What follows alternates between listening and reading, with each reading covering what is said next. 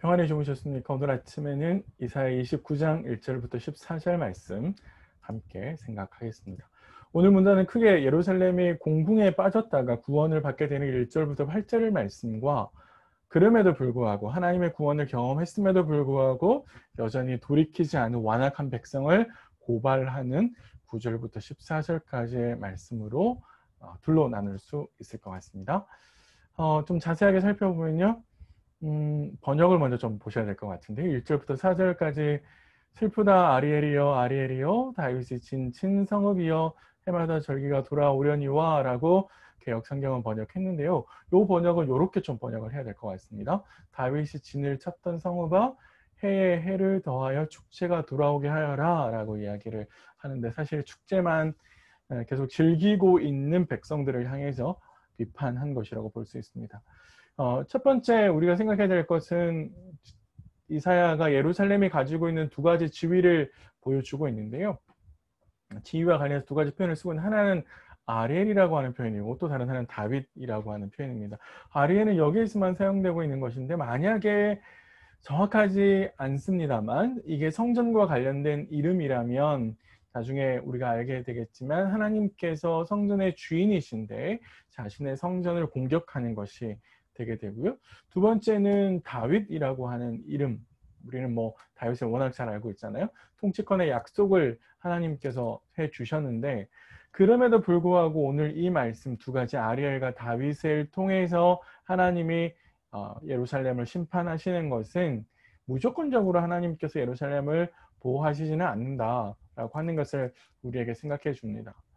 결국 1절은 무슨 이야기를 하고 있는 거냐면 예루살렘에 화를 선포하면서 깨닫지 못하는 백성들에게 그냥 걱정하지 말고 계속 축제나 즐기라고 신랄하게 신이 비판하는 내용을 보여주고 있습니다. 그래서 그런 사람들의 깨닫지 못하고 하나님의 경고를 듣지 않는 백성에게 이사야가 하나님의 심판을 선언하는데요. 그 심판의 내용은 아리엘 같이 될 거다. 아리엘이라고 아까 불렀는데요. 여기서 아리엘은 번제단을 의미하고 그래서 결국에 예루살렘이 번제단에 올라간 제물과 같이 될 것이다 라고 이야기를 하면서 하나님이 성을 공격하시고 그래서 그 결과로 티끌과 같이 이 땅과 티끌이라는 표현은 사실은 사망과 수호를 연상시키는 것인데 죽은 자의 신세가 될 거다라고 이야기를 하죠. 그런데 5절부터 8절은 정반대의 상황이 벌어지게 된 것을 우리가 확인할 수 있습니다. 하나님께서 오히려 아까는 예루살렘의 대적이 되셔서 심판하셨는데 지금은 예루살렘을 공격하는 대적들의 대적이 되셔서 그 대적들을 징벌하시는 내용이 5절부터 8절에 일어납니다. 본문의 말씀은 이 모든 것들이 갑자기 일어난다고 표현하는데 이것은 초자연적인 힘에 의해서 일어나는 것을 의미하고요.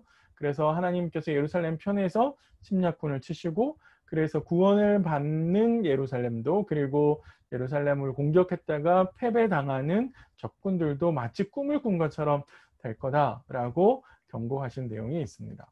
자, 이 내용은 역사적인 내용을 살펴보면 주전 701년에 아수르 왕 사네립에 의해서 예루살렘 포위 공격을 했을 때 이사야 37장 36절 37절을 나중에 한번 살펴보십시오. 하나님의 간섭으로 말미암아 샥 떠나버리게 되는 그런 상황들이 펼쳐집니다. 하나님께서 이스라엘 백성들을 경고하고 때로는 심판하기도 하셨다가 그러나 하나님은 자신의 뜻에 따라서 다시 예루살렘을 구원하신다라고 하는 것이고 우리가 중요하게 생각해야 될 것은 이 모든 것들이 하나님의 주권 안에 있다라고 하는 것입니다. 그래서 하나님께서 결정하시는 문제다라고 하는 것을 잊지 마셔야 됩니다. 9절부터 14절은 저희가 조금 논리적으로 어떻게 문단이 연결되는지를 조금 이따 살펴볼긴 하겠는데요. 일단 백성들을 향해서 고발하는 내용들이 쭉 펼쳐지고 있습니다. 9절은 번역이 약간 정확하지 않아서 직역을 하면 제가 여기에 쓴 것처럼 이렇게 되어 있습니다. 너희는 깜짝 놀라라 놀라서 굳어져라. 너희는 눈을 둘러붙게 하여라. 눈이 멀어져라. 너희는 취하여라. 그러나 포도주 없이 너희는 비틀거려라. 그러나 술 없이 이렇게 번역되어 있는데요. 말씀을 전할수록 더 등을 돌리는 이스라엘 백성들을 비판하는 것이고 또 고발하는 말씀이라고 볼 수 있습니다. 맹인이 아닌데 마치 눈이 먼 자처럼 술을 마시지 않았는데도 술 취한 자처럼 비틀거리고 있다라고 하는 것입니다. 그래서 이스라엘 백성들이 지금 하고 있는 모습은 뭐냐면 하나님의 극적인 구원을 받았음에도 불구하고 그것이 하나님의 손길이라고 하는 것 혹은 하나님의 은혜라고 하는 것을 깨닫지 못하는데 어리석게도 계속해서 즐길 뿐이라고 하는 것이죠.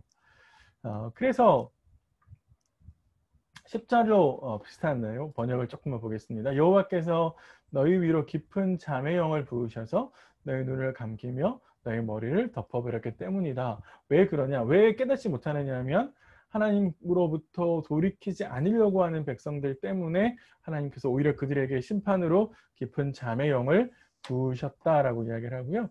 깊은 잠이라고 하는 것은 성경에서 의식이 완전히 차단되는 잠인데 아담이 이제 처음에 만들고 나서 하나님께서 하와를 만드실 때 아담을 깊은 잠에 눕게 하신 게 있고요. 아브라함에게 하나님께서 깊은 잠에 들게 하셔서 꿈을 보게 하시는 약속을 주시는 그런 내용들이 성경에 있습니다.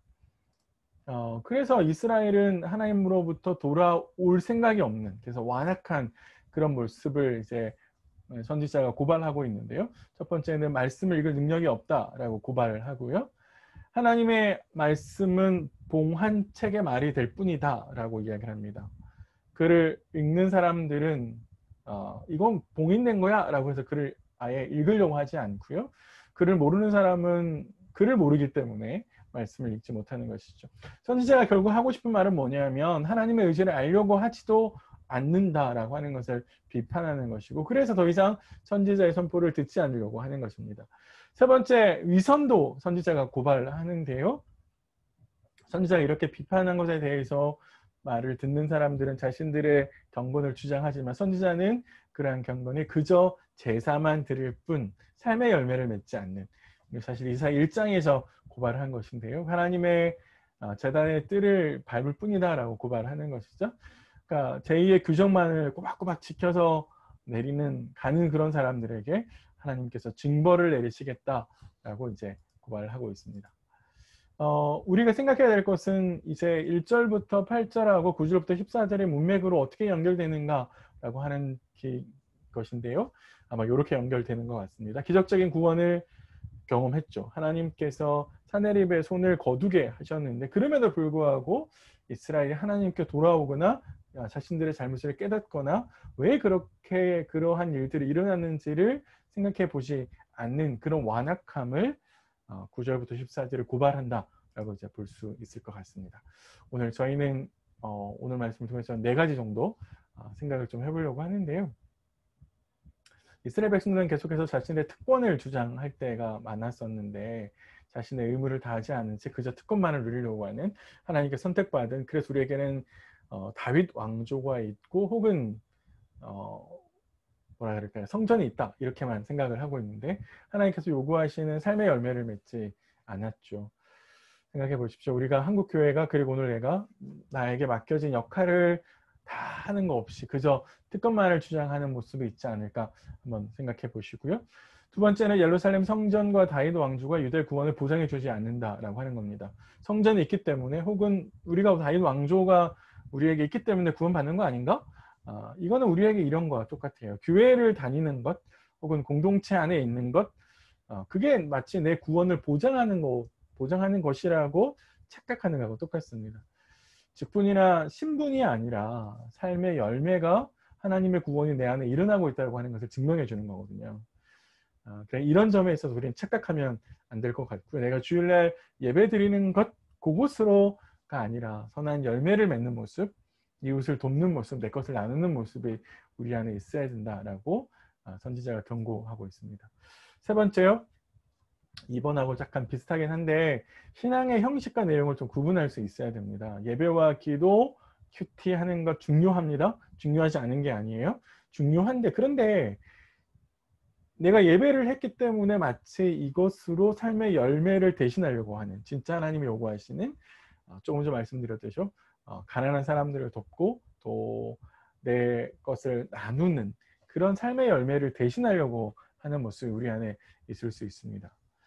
종교적 행위라고 이제 표현할 수 있는데 그것을 삶의 열매로 대신하시면 유다처럼 된다라고 하는 것이 오늘 우리가 들어야 될 교훈이고요. 마지막에는 유다는 계속 돌이키지 않잖아요. 하나님의 구원의 은혜를 경험함에도 불구하고 여전히 돌이키지 않고 나의 욕심대로 나아가고 있는 모습은 없을까? 그런 모습들이 내 안에 그런 완악함은 없을까? 고민해 보셨으면 좋을 것 같습니다. 오늘도 우리에게 손길을 내미시는 하나님의 은혜를 경험하셨으면 좋을 것 같습니다. 저는 내일 아침에 다시 뵙겠습니다.